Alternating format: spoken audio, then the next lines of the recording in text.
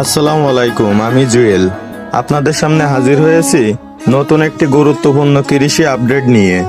যশোর জেলার ৭০০ উপজেলার বিভিন্ন মাঠে এবার ধানের বাম্পার ফলন দেখা যাচ্ছে। মাঠের পর মাঠ সবুজ ধানে ভরে উঠেছে, যা কৃষক ও চাষি ভাইদের জন্য অত্যন্ত আনন্দের ও স্বস্তির একটি খবর। স্থানীয় কৃষকদের মতে এই বছর ধান গাছগুলো স্বাস্থ্যকরভাবে বৃদ্ধি পেয়েছে এবং ফলন গত বছরের তুলনায় অনেক বেশি হওয়ার সম্ভাবনা রয়েছে। কৃষি বিশেষজ্ঞদের ধারণা অনুযায়ী এই ধরনের ভালো ফলনের পিছনে রয়েছে সময় মতন বৃষ্টিপাত, অনুকূল আবহাওয়া, উন্নত জাতের বীজ ব্যবহার এবং সঠিক সময়ে সার ও পরিচর্যা। এইসব কারণে ধান গাছগুলো ভালোভাবে বেড়ে উঠেছে এবং উৎপাদন বৃদ্ধি পেয়েছে।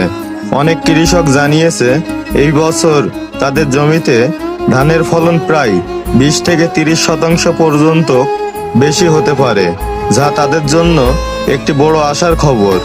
বর্তমান ধান গাছগুলো পরিপক্ক অবস্থায় রয়েছে এবং খুব শিগগিরই ধান কাটার কার্যক্রম শুরু হবে বলে জানা গেছে।